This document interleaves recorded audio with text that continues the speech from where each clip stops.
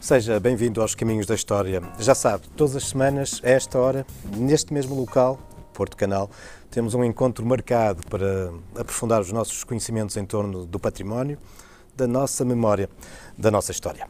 E esta semana vamos viajar através das marcas industriais na cidade do Porto e muito particularmente em torno das chaminés. Como é habitual, para nos auxiliarem nesta viagem, temos dois convidados, a doutora Maria da Luz Sampaio, historiadora e museóloga, e o arqueólogo Vítor Fonseca. É uma conversa seguramente agradável, mas que fica para depois da apresentação do documentário da semana. Eu estarei aqui, quando consigo desse lado. Até já!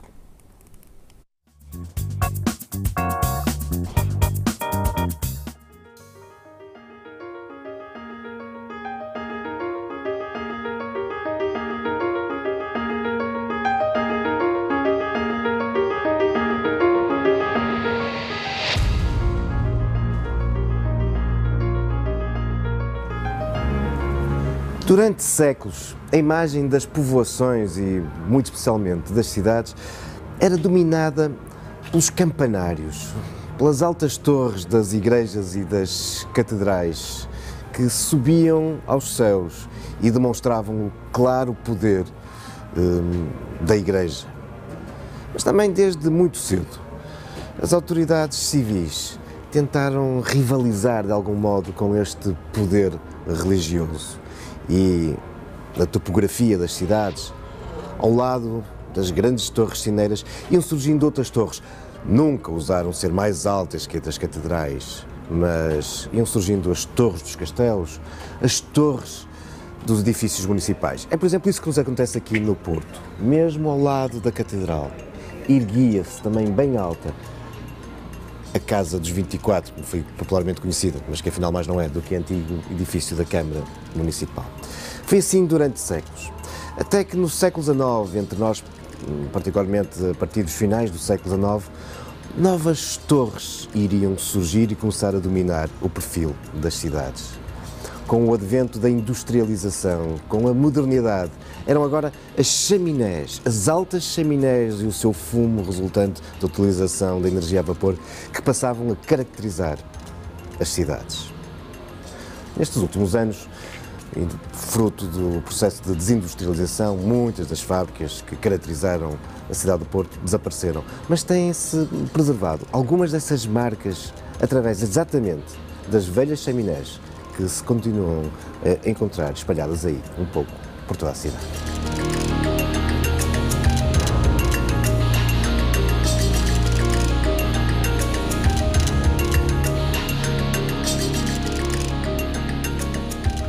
Mesmo na zona mais antiga da cidade do Porto, no seu centro histórico, nós encontramos vestígios ligados ao processo da industrialização. Há, nomeadamente, um espaço muito interessante, relativamente pequeno, mas crucial para percebermos o desenvolvimento cronológico, a evolução histórica da cidade. Estou-vos a falar do arqueossítio da Rua Dom Hugo. Venham daí. No número 5 da Rua Dom Hugo encontramos a sede da Delegação do Norte da Ordem dos Arquitetos. A adaptação deste velho edifício a essa funcionalidade obrigou a uma intervenção arqueológica prévia. Tratou-se das primeiras grandes intervenções modernas feitas na cidade. E daqui resultou um espólio fabuloso. Porque apesar de uma área relativamente restrita, aqui encontramos vestígios desde a época pré-histórica até à atualidade. É uma sequência de níveis de estratigrafia que nos revelam, por exemplo, importantes vestígios dos séculos III e IV a.C., quando esta região da cidade já tinha contactos comerciais com o mundo mediterrâneo, nomeadamente com a Grécia. Vestígios significativos também da época romana, com cerâmicas de produção quer local, quer também resultantes de importação de outros locais do Império. Mas ao longo destes diversos níveis, onde nos vamos também cruzando com vestígios de estruturas de casas castrejas do tempo em que o Porto era uma citânia, vestígios da época romana, vamos encontrar também significativos vestígios de época medieval. E também, como não podia deixar de ser, de épocas mais recentes.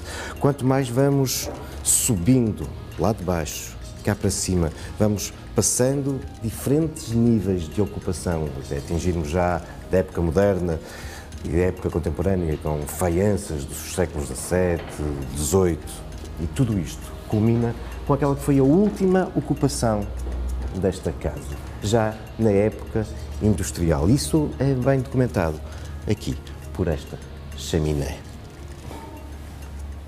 Uma longa diacronia, desde os vestígios da pré-história até ao mundo industrial. Mas, se quisermos falar de chaminés e das mais antigas chaminés industriais na cidade, o ideal é deslocarmos até junto das margens do Douro.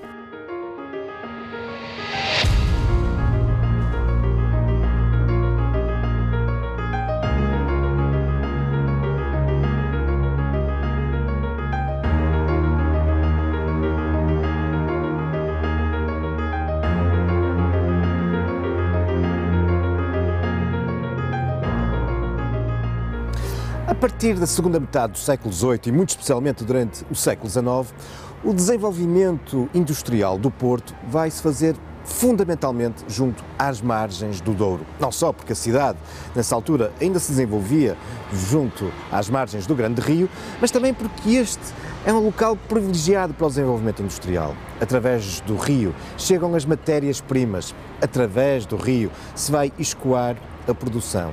E também porque a partir de determinada altura, com o desenvolvimento da energia a vapor e a necessidade de grandes quantidades de carvão para as fábricas, para acionar as caldeiras e toda a maquinaria das máquinas a vapor, bom, estar próximo do rio é ótimo, porque o carvão, vindo de embarcações, chegava muito mais depressa às fábricas. E por isso, este local, Massarelos, vai conhecer um notável desenvolvimento industrial. Aqui vão-se fixar várias unidades industriais de relevo. Uma delas será mesmo uma das mais históricas e importantes unidades industriais do Porto e do nosso país, a Fábrica de Louça de Massarelos. A fábrica já não existe, mas no local onde ela se implantou há ainda alguns vestígios.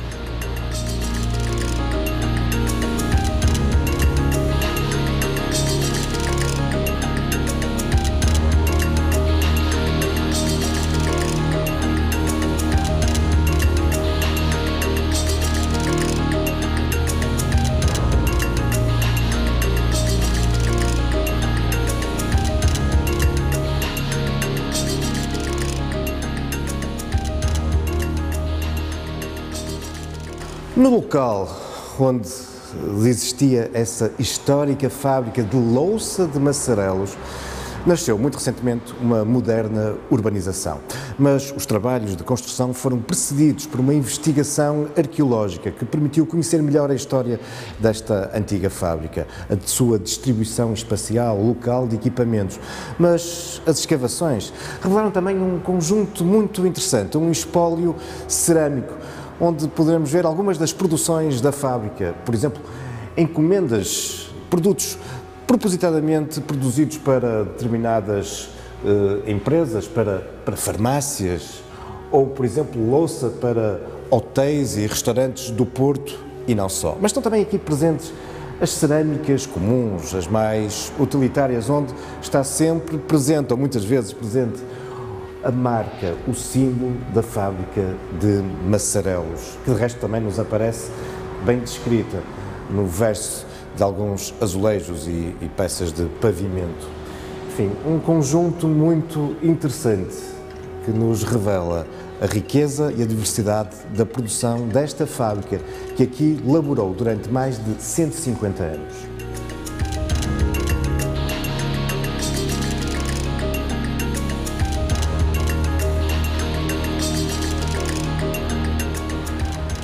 Com efeito, durante mais de um século e meio, a fábrica de louça de Massarelos produziu aqui neste local. Ela tinha sido criada em 1766. É uma das mais antigas e mais importantes fábricas de faiança do nosso país. Nos inícios do século XIX, os seus proprietários vão arrendar a fábrica a um outro industrial que já laborava no setor, em Miragaia. Isto vai marcar uma nova fase de desenvolvimento da fábrica de Massarelos, que aqui continuará a produzir até 1920, quando um pavoroso incêndio vai destruir esta fábrica. Sobre as suas ruínas irá nascer posteriormente uma outra unidade industrial, uma refinação de açúcar e, em boa verdade, esta belíssima chaminé que nós podemos contemplar não pertenceu à fábrica de cerâmica de Massarelos, mas sim a essa refinaria de açúcar. E é hoje um marco, uma memória do passado industrial desta área da cidade. Mas e a fábrica de cerâmica de Massarelos? Desapareceu com esse incêndio de 1920? Não. Ela mudou de local e continuou a produzir. Para onde é que ela foi? Na mesma, junto às margens do Douro, mas mais para Montante, na freguesia de Bonfim. Acompanhem-me.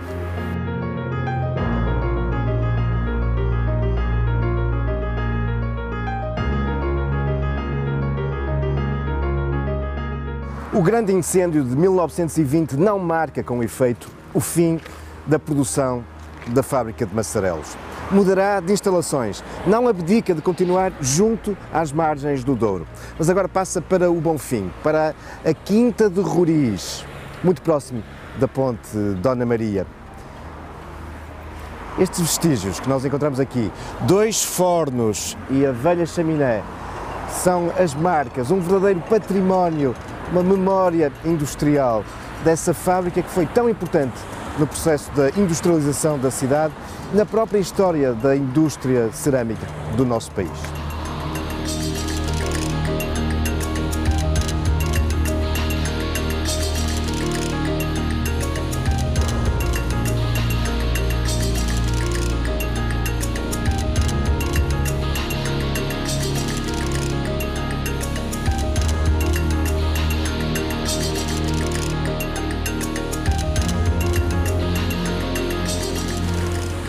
Quando em 1920 a histórica fábrica de Massarelos transfere as suas instalações para esta área nascente da cidade do Porto, nas margens do Douro, já vai encontrar aqui uma área industrial, onde já várias chaminés, altas chaminés, caracterizavam aqui a paisagem. Caso, por exemplo, no Freixo, junto ao antigo palácio barroco que Nasoni havia aqui construído no século XVIII, encontrávamos a Companhia de Moagens Harmonia. Tinha sido criada em 1890 por um conjunto de 5 negociantes do Porto. Um deles, curiosamente, já com alguma experiência industrial, tinha uma destilaria de cerveja e de aguardente também em Massarelos. Em 1891, no ano seguinte, a construção desta fábrica vai já bastante adiantada e uma enorme chaminé de base quadrangular é então aqui construída. O seu construtor é um homem afamado como produtor de chaminés, Lino, um homem que produziu imensas chaminés aqui na região e que fazia sempre questão de assinar a sua obra através de um painel de azulejos. Lino fez. Estes primeiros anos da Companhia de Moagens Harmonia vão ser algo conturbados e em 1918 está na falência, mas nessa altura um novo grupo de comerciantes, de industriais da cidade irão relançar esta fábrica, que irá perdurar ainda durante muitas décadas e a sua chaminé continuará a lançar os fumos do progresso e da indústria. Mas para lá desta fixação industrial junto às margens do Douro, nós vamos encontrar também, desde finais do século XIX, um desenvolvimento de outras grandes unidades industriais, particularmente têxteis e de cortumes, na periferia da cidade, bem no interior. Mas aí os motivos que levavam a essa fixação foram outros. Afastado das margens do Douro, na periferia da cidade, em 1852, António Bessa Leite criava uma fábrica de cortumes. Uma enorme fábrica que contribuiria para que esta área da cidade, nos nossos dias junto à Avenida Boa Vista, ficasse conhecida como o Bessa. Afinal, o Bessa, a fábrica do Bessa, esta designação resulta do seu proprietário. Uma unidade industrial que aqui existiu durante décadas. Hoje, dessa enorme fábrica resta apenas como uma memória, como um vestígio patrimonial industrial, a sua grande chaminé. Mas o motivo que levou António Bessa Leite a construir aqui a sua fábrica prende-se com a existência, nas proximidades, de uma linha de água, a Ribeira da Granja, que de resto, durante as décadas seguintes, iria fazer com que muitas outras fábricas aqui se instalassem, nomeadamente fábricas têxteis como a Fibra Lusitana ou a fábrica William Graham, que viria a ficar conhecida popularmente como a fábrica dos ingleses. Mas fábricas têxteis, grandes fábricas têxteis, continuariam a surgir aqui nos arrabaldes da cidade durante as décadas seguintes, incluindo na Senhora da Hora.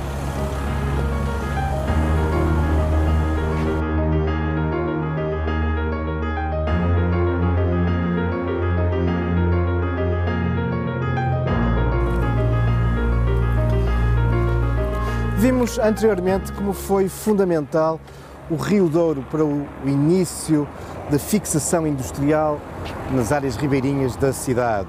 O rio por onde chegavam as matérias-primas, por onde se escoava a produção. Vimos também de como algumas linhas de água bem mais pequenas foram também importantes no desenvolvimento industrial da cidade. Num primeiro momento, como fonte de energia hidráulica, e posteriormente ribeiros transformados em verdadeiros esgotos para onde, enfim, escorriam os afluentes industriais. Mas há um outro facto, um outro motivo que irá fazer desenvolver determinadas áreas industriais. Por exemplo, a linha férrea, a linha de comboio, nomeadamente a linha de comboio do Porto à Póvoa e a Guimarães, ligando a cidade ao Vale do Ave.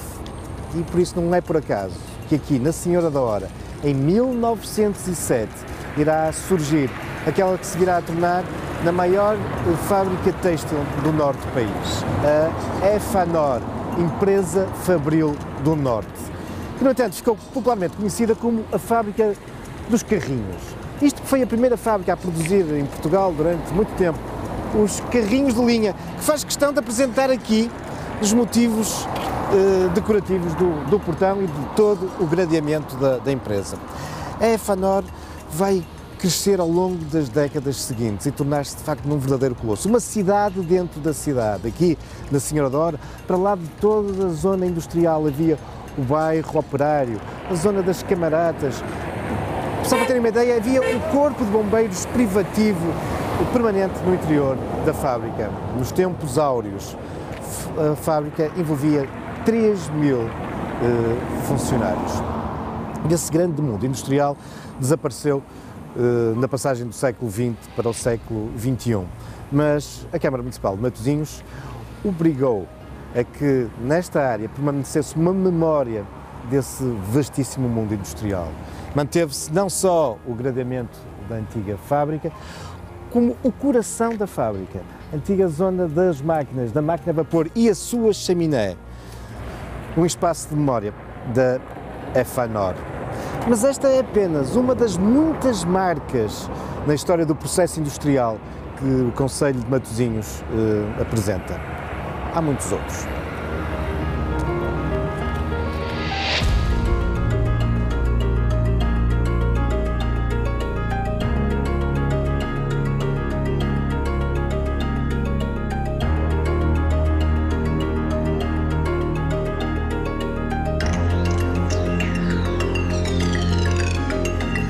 Com efeito, a história de Matosinhos, pelo menos a sua história nestes últimos 140 anos, está profundamente ligada ao vapor, à energia a vapor. Disso mesmo é exemplo esta locomotiva que podemos contemplar aqui no Porto de Leixões. Foi graças a ela e a mais algumas desta série que nos finais do século XIX foi transportado aqui para Matosinhos e Lessa da Palmeira as pedras, o grande número de pedras necessários para a construção dos molhos do Porto de Leixões. pedras que eram provenientes da pedreira de Sanjães, entre a Senhora da Hora e Custóias. Diariamente eram dezenas e dezenas os vagões puxados por estas máquinas a vapor que chegavam até aqui aos estaleiros destas duas povoações para serem conglomeradas e formar os enormes blocos que eram depois depositados pelos titãs, por esses gigantescos guindastes, também eles movidos a vapor, para construir, assentar os molhos do Porto de Leixões. Um porto que foi construído, em grande parte, naquilo que era o antigo estuário do rio Lessa. A construção do Porto de Leixões nos finais do século XIX e todo o desenvolvimento portuário ao longo do século XX vai provocar o aparecimento de uma nova área industrial privilegiada. Aquilo que até aí era apenas e só um extenso areal, o Areal do Prado, que confinava com a praia de Matosinhos, era uma zona praticamente deserta até aos finais do século XX. Ora, o aparecimento do Porto de Leixões, uma zona de entrada de mercadorias, uma zona também por onde facilmente se exportavam as produções. Bom, isso vai provocar então a fixação industrial naquilo que até aí era um enorme deserto. Em 1899 vai-se lá instalar a Real Fábrica de Conservas de Matosinhos, de Lopes Coelho Dias. É a primeira fábrica de conservas a instalar-se em Matosinhos e tinha este título de Real porque possuía o exclusivo de fornecer conservas à despensa real, mas era a primeira de muitas outras fábricas que aqui se iriam fixar.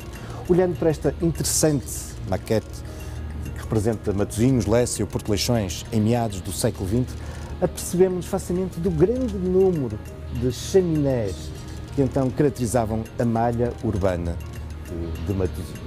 E podemos também contemplar ali na zona portuária aquela grande extensão de depósitos de carvão. Era carvão que vinha fundamentalmente de Inglaterra e que iria depois ser utilizado nas fornalhas, não só das dezenas de fábricas de Matosinhos, mas também do grande número de fábricas da cidade de Porto, que dependiam desse carvão para produzir o vapor que fazia acionar as suas máquinas. E entre este grande número de chaminés, há aqui uma que eu gostaria de destacar. A chaminé de uma fábrica de conservas que se mantém até os nossos dias em elaboração. A fábrica de conservas Pinhais.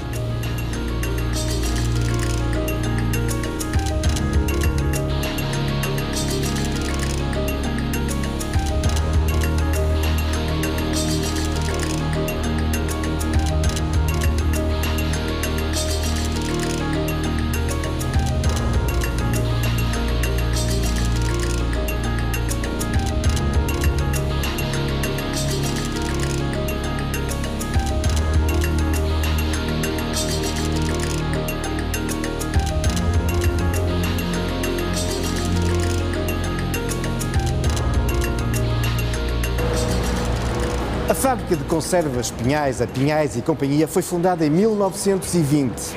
De início, eram pequenos armazéns de salazones, isto é, de peixe salgado, que funcionavam na zona antiga de Matosinhos. Mas os fundadores da Pinhais apostaram desde muito cedo num equipamento moderno e por isso em 1923 inauguram aqui na zona sul de Matosinhos, onde se estava a desenvolver todo aquele mundo industrial, inauguram um edifício construído de raiz. E agora aqui irão produzir a moderna conserva, a conserva em latas e em molho. Mas para isso precisavam também de equipamentos modernos. Uma máquina a vapor era crucial. Em 1929, a 1 de setembro, era inaugurada a nova caldeira e máquina a vapor da Pinhais, um equipamento que chega, como era habitual também nessa época, nos chega de Inglaterra. Este passa a ser o coração da fábrica. Durante décadas, operários foram alimentando esta fornalha com carvão, um movimento permanente. Havia que alimentar constantemente a fornalha, alimentar de carvão toda a maquinaria a vapor. Era, afinal, a máquina a vapor que transformava esse vapor em energia, que fazia acionar todas as outras máquinas da fábrica de conservas Pinhais. E como ela Durante décadas, a energia a vapor foi crucial e, por isso, também as chaminés que lhes ficavam associadas.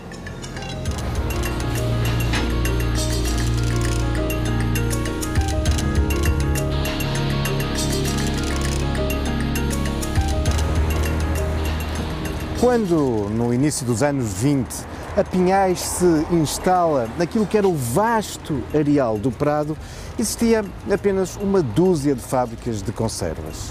Durante os anos, as décadas seguintes, esta industrialização e esta especialização na indústria conserveira vai se acentuar. Nos anos 40, mas também muito impulsionado pela Segunda Guerra Mundial e pela procura de conservas para alimentar os exércitos e os refugiados, serão 50 as fábricas de conserva que irão laborar aqui em Matosinhos. Mais de 3.500 operários. A crise do petróleo nos anos 70, a forte concorrência que também a partir daí se registra dos centros produtores do Magreb, do norte de África, irão ter consequências na indústria conserveira portuguesa. Muitas das unidades industriais acabarão por encerrar, mas algumas fábricas continuarão a manter uma produção significativa. É o caso da Pinhais, que subsiste até aos nossos dias, com praticamente toda a sua produção exportada, fruto da qualidade do que aqui se produz. Aliás, a Pinhais gosta de ostentar o título de a Rolls-Royce das conservas.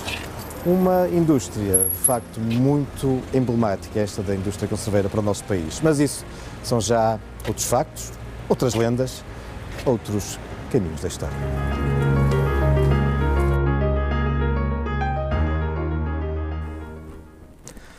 E, como lhe prometi, estamos de volta para aprofundar agora um pouco mais este tema em torno do património industrial e da associação de algumas chaminés, e não só, que reforçam essa forte ligação do Porto ao processo de industrialização. E temos connosco, para nos auxiliar nessa viagem pelas memórias industriais da cidade, a doutora Maria da Luz Sampaio, é licenciada e mestre em História pela Faculdade de Letras da Universidade do Porto, pós-graduada em Museologia pela Universidade Lusófona, atualmente é doutoranda em História e Filosofia da Ciência pela Universidade de Évora. É uma historiadora do processo industrial da cidade, profunda conhecedora do seu património industrial e esteve durante muitos anos ligada como coordenadora ao projeto, ao processo do Museu da Indústria do Porto. O nosso outro convidado é arqueólogo, Vítor Fonseca, licenciado em Arqueologia pela Faculdade de Letras da Universidade do Porto, é um dos responsáveis da empresa Arqueologia e Património, que tem desenvolvido diversas investigações, um pouco por todo o país, mas também muito particularmente na cidade do Porto, e fruto dessas intervenções tem-se também cruzado repetidamente com o património industrial e feito alguns estudos desses vestígios, nomeadamente de algumas chaminés. Chaminés, energia a vapor. Maria Lourdes, o que é isso da energia a vapor? E porquê as chaminés? Ora bem, a energia a vapor e chaminés estão associadas.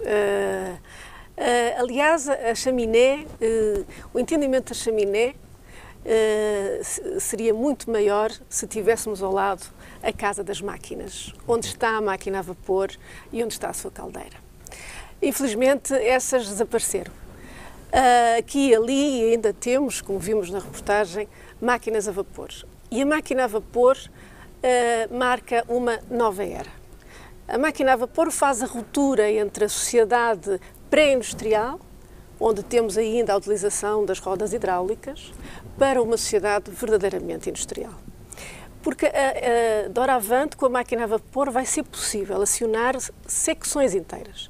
Ela produz uma quantidade de força motriz que permite acionar secções inteiras de têxteis, de tiares, de contínuos e de muitas outras máquinas, serralharias, áreas até de peneiramento de farinhas, enfim, em todos os setores, a máquina a vapor vai revolucionar não só o espaço fabril, como o mundo do trabalho.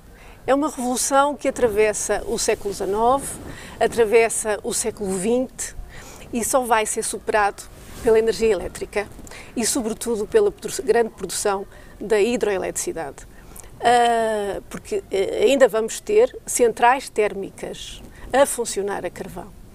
Um carvão que inicialmente é inglês, de Newcastle, de Cardiff, com um grande poder calorífero, e que... Ao contrário deste nosso carvão aqui de São Pedro da Cova. Exatamente, que houve uma tentativa de o introduzir nas indústrias, mas que realmente não tinha a mesma capacidade calorífera. Eu lembro de alguns velhos operários me dizerem que até trabalhavam com o carvão de São Pedro da Cova, que chegava aqui ao Porto, nas famosas zorras, muitos dos espectadores ainda se recordaram disso, mas que o início, isto é, para começarem a pôr as fornalhas a trabalhar, primeiro tinham que introduzir o carvão em inglês, não é? Exatamente, porque para atingir as temperaturas que eles precisavam e depois para manter essa temperatura já se utilizava um carvão mais pobre. Devo dizer que durante a guerra, nomeadamente durante a Segunda Guerra Mundial, até lenha se utilizou para colocar as caldeiras a funcionar. Eu só queria chamar a atenção para um facto que eu acho muito importante, que é a questão dos processos de transferência tecnológica do vapor. Nós vamos ter, sem dúvida, a introdução do vapor é feita via Inglaterra, a maior parte das máquinas são inglesas, são francesas também.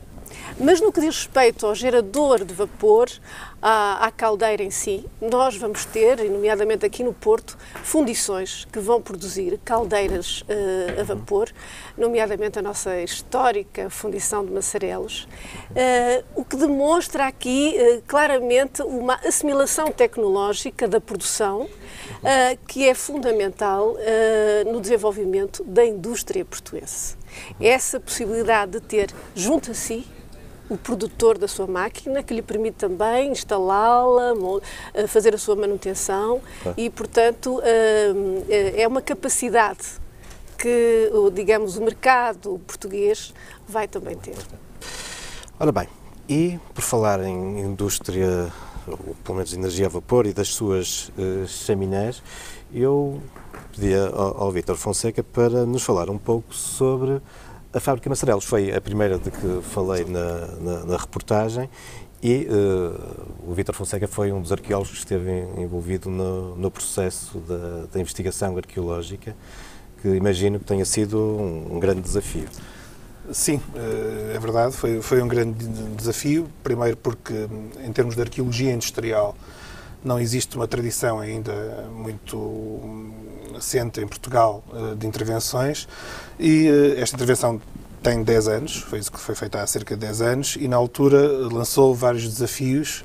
Nós temos algumas imagens que eu pedi ao realizador para as colocar, se fosse possível. Sim, lançou vários desafios, tendo em conta a escala da intervenção. Estamos a falar de um território, portanto, em Massarelos, em que a primeira marca que sobressai do conjunto na altura em que chegamos ao local é precisamente a chaminé. Na verdade, a chaminé, como já foi visto na peça, não diz respeito à fábrica de cerâmica de Massarelos, de louça de Massarelos, mas sim à refinaria de açúcar que aí foi instalada nos anos 20, 30 e da qual a chaminé é o seu elemento arquitetónico de maior visibilidade. No entanto, quando a nossa chegada, o trabalho inicial correspondeu ao registro dessa memória. Foi feito um registro fotográfico e de vídeo, desenho, e foi feita uma sondagem arqueológica que permitiu confirmar a sua ligação da chaminé, da refinaria de açúcar, ao forno da mesma.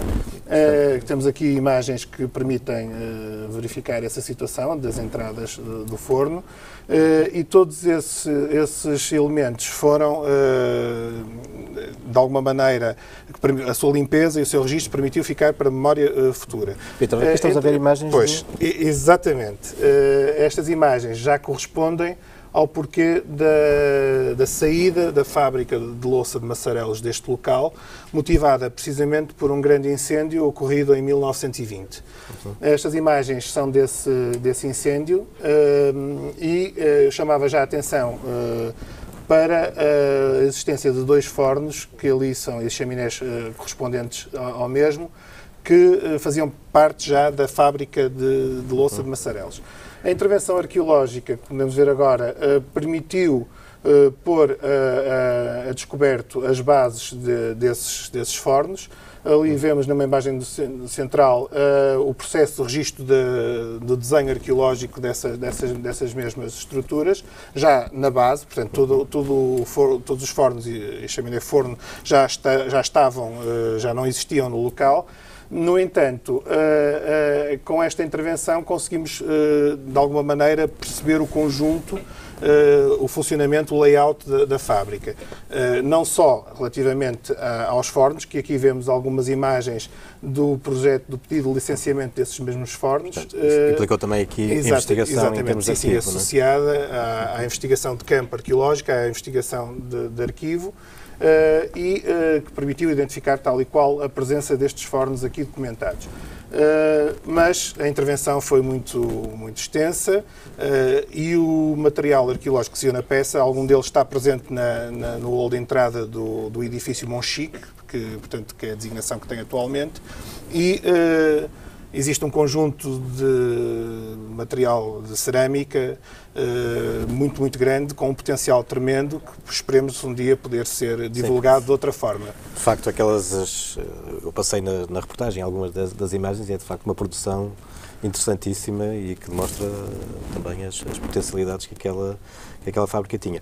E por falarmos em fábricas cerâmicas, o Vítor Fonseca desenvolveu também uma outra intervenção numa fábrica muito esquecida, mas que implantada num local fabuloso, já do outro lado, portanto já em Gaia, que é a fábrica do Sr. de Além, não é? Sim, a fábrica do Sr. de Além é efetivamente na outra margem, numa localização diferente, mas que tem em comum a localização, a proximidade ao rio.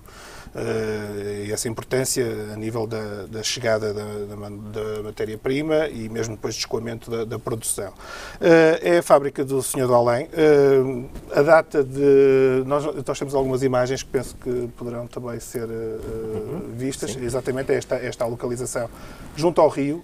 Tem um cais próprio que faz essa ligação, essa articulação com o Rio Douro. Neste caso, estamos perante algo diferente, ou seja, no sentido de que esta fábrica não teve uma construção de raiz pensada para a unidade industrial. Ela aproveita pré-existências, nomeadamente um hospício das Carmelitas Descalças que aí funcionou, e também algo que havia uma suspeita e que conseguimos confirmar também na intervenção arqueológica, que foi a existência de uma ermida do século XVI também nesse local. Exatamente, aquela capelinha que nós hoje podemos observar no sítio é uma coisa já do século XIX. Sim, essa outra, exatamente, não se trata dessa. Esta vai substituir uma mais antiga. Exatamente, que está, neste momento, faz parte do conjunto da fábrica, portanto está lá inserida. Estas imagens... Pois, centrando-nos agora um pouco na questão da... Curiosidade também, a fábrica é abandonada em 1920, portanto há aqui uma comparação que podemos estabelecer com a de Massarelos. Temos o exemplar do forno que eu sugeria só que, se fosse possível, voltar à imagem anterior, onde temos uma representação gráfica do mesmo, porque este forno é já referido, provavelmente sendo com algumas transformações, já desde a data de origem da fábrica, de 1861. Ele é composto por 3 câmaras nas quais são dispostas em altura, e a inferior era destinada, portanto, à fornalha. As 2 câmaras superiores dizem respeito às câmaras de cozedura. A primeira seria destinada à cozedura de peças já com vidrado, portanto, já em fase final, e a superior em chacota. Portanto, no fundo, trata-se da peça ainda em bruto, só com argila. Além das estruturas, durante a intervenção, vocês também recolheram fragmentos das produções, fragmentos cerâmicos das produções? Sim, portanto, esta intervenção permitiu um trabalho muito interessante do ponto de vista daquilo que nós chamamos da arqueologia da arquitetura, com os levantamentos de todos estes elementos que estavam à superfície, mas foi possível também recolher um conjunto de cerâmicas que dizem respeito à última fase de produção. Existe inclusive um fragmento com uma data de 1936, o que é interessante neste sentido, porque nós temos como como data de abandono 1920, no entanto, algo pode ter acontecido e continuar a haver uma espécie de produção quase clandestina, sem grande expressão, porque realmente nós temos uma peça datada de 1936. Eu só queria também chamar a atenção que, relativamente às chaminés, elas não demonstram uma qualidade, provavelmente como outras que também são mais antigas, é verdade, na qualidade de construção, mas, portanto, são duas chaminés. Exatamente, podemos agora ver nas imagens. Uma delas é circular e está no centro do forno, ela surge junto à câmara superior, e uma outra frontal, que se consegue ver por trás da circular, que já é uma chaminé quadrada, portanto, com outra tipologia. Eu agora não resisto aqui a perguntar, porque no caso de Massarelos foi evidente que a intervenção foi uma intervenção prévia a um processo de urbanização. Aqui, o que é que está previsto para aqui? Se é que... Pois, assim, neste momento o edifício mudou de proprietário. Portanto, nós sabemos que existe a intenção de requalificar o espaço, dando o espaço habitacional. No entanto, quer pelo proprietário com quem trabalhamos esta intervenção, com a informação que temos do próximo proprietário, há uma intenção, obviamente, muito grande de preservar a grande parte das estruturas.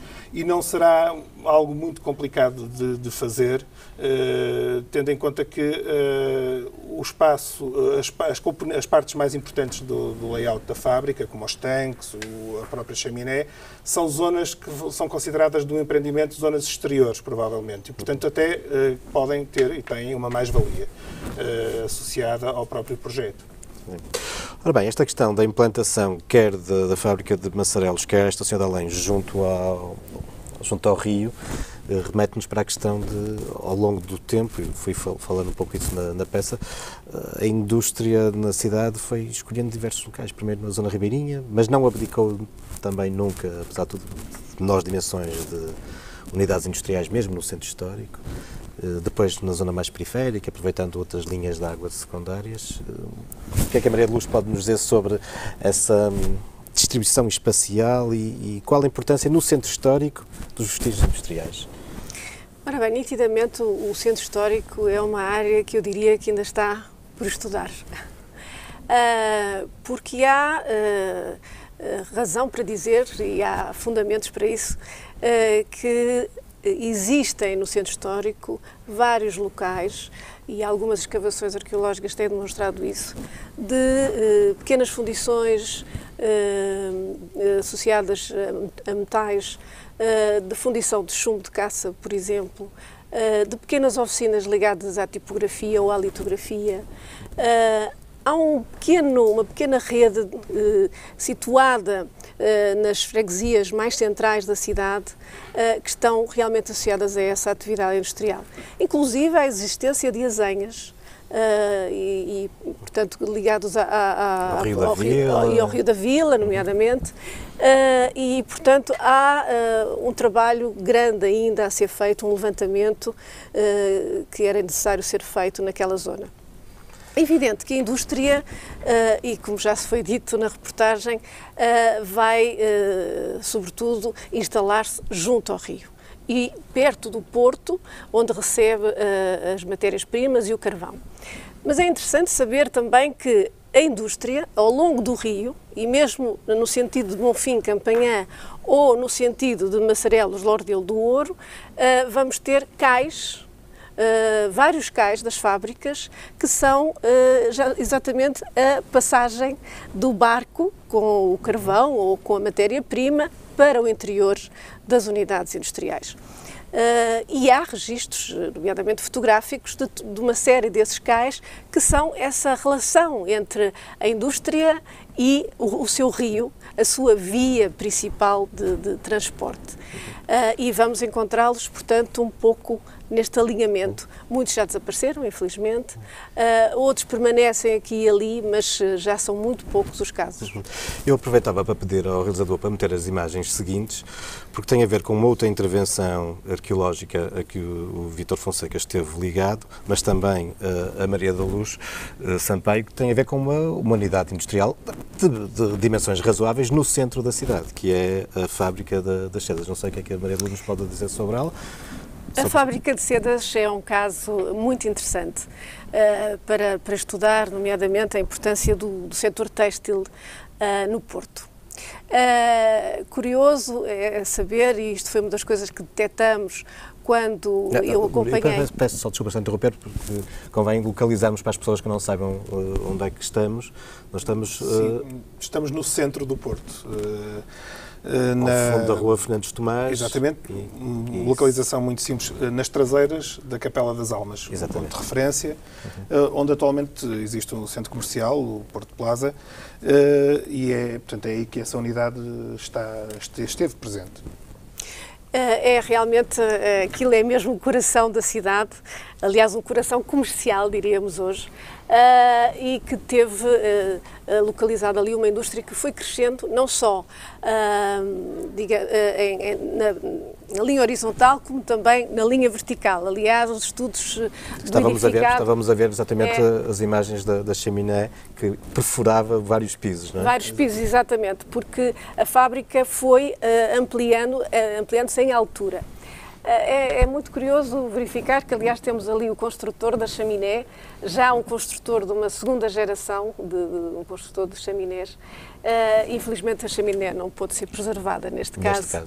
Mas é muito interessante o caso. Um aspecto que eu gostava de referir é porque esta unidade foi fundada por o Francisco Nogueira, Francisco José Nogueira. E ele tinha como símbolo da sua fábrica uma estampagem que era um tiara e um homem sentado ao tiara.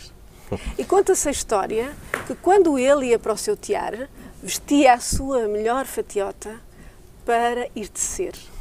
E o próprio logotipo da fábrica vai ser esse. Bom, o tempo vai voando muito rapidamente e se calhar aproveitava agora para pedir aos nossos convidados algumas sugestões de leituras e continuava com a Maria da Luz. Bem, começaria talvez por este, que é uma edição de 2002, Reconversão e Musealização de Espaços Industriais. É umas atas de um colóquio de museologia industrial que teve lugar no Porto em 2003 e que recomendo porque tem artigos de vários casos de reconversão de espaços museológicos, sobretudo na região norte. Aqui também apresentava-vos como o património industrial começa a ser estudado. É uma tese de Jorge Ricardo Pinto, Porto Oriental, no final do século XIX. Recomendo porque entenderemos muito melhor o desenvolvimento urbano e a sua associação à indústria. E, finalmente, uma edição de 2012, quando eu nasci, aquela fábrica já ali estava. É um projeto apoiado pela Capital Europeia da Cultura, Guimarães Capital Europeia da Cultura, coordenado pela professora Luísa Cortesão. Sendo que a Maria da Luz Sampaio é também uma das autoras. E é um projeto muito interessante, porque aqui o património industrial são as pessoas. É ricamente ilustrada com fotografias do século XIX, da indústria têxtil, mas também da indústria vimaranense. É um trabalho que pretende também enquadrar o desenvolvimento têxtil de Guimarães, nomeadamente esta passagem do Porto para Guimarães, e como os recursos naturais e a existência de uma mão de obra barata foi importante para esta industrialização. E o Vítor Fonseca, o que é que nos traz? Eu trago uma publicação relacionada com a própria fábrica de cerâmica de Massarelos. É uma publicação de 1998, associada à exposição realizada no Museu Nacional de Soares dos Reis e que, no fundo, serviu como catálogo da exposição e que tem um pouco a história da própria fábrica. Portanto, é um instrumento de trabalho e uma publicação onde podemos ver as produções dessa mesma fábrica, as mais importantes.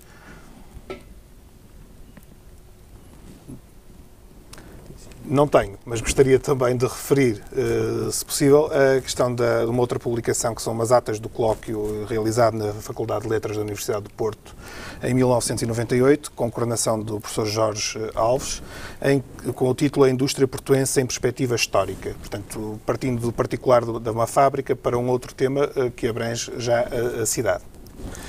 Eu recordava, apesar de não termos aqui o livro, recordava que na nossa página do Facebook, na página do Facebook dos Caminhos da História, poderá, se não teve tempo para tomar nota, poderá depois encontrar todas estas referências bibliográficas. A nossa página do Facebook, onde poderá também deixar os seus comentários, as suas sugestões e as suas dúvidas. Bom, estamos mesmo a aproximar-nos do final, temos ainda 3 minutos e, portanto, apelando ao poder de síntese dos meus convidados e pedindo ao realizador para colocar as últimas imagens que possuímos, fazer aqui também uma referência a uma outra intervenção arqueológica num dos espaços industriais mais emblemáticos da cidade, que é o da fábrica Harmonia. Trata-se de um espaço que ambos trabalharam, quer a Maria da Luz, quer o Vítor Fonseca. Portanto, gostava que me dissessem alguma coisa sobre este espaço e sobre esta chaminé. Este espaço é um espaço emblemático da inovação tecnológica no setor moageiro. É um edifício que caracteriza bem o processo de moagem. Aliás, o espaço industrial é construído para dar resposta à tecnologia que é colocada lá dentro. E esta chaminé, feita por Lino, em 1891, é uma chaminé emblemática do Porto. Aliás, foi utilizada uma tecnologia inglesa na sua construção e foi um espaço em que esteve sediado durante algum tempo o Museu da Indústria, foi largamente estudado e visitado, mesmo podemos entrar no seu interior. Podemos ver as imagens seguintes.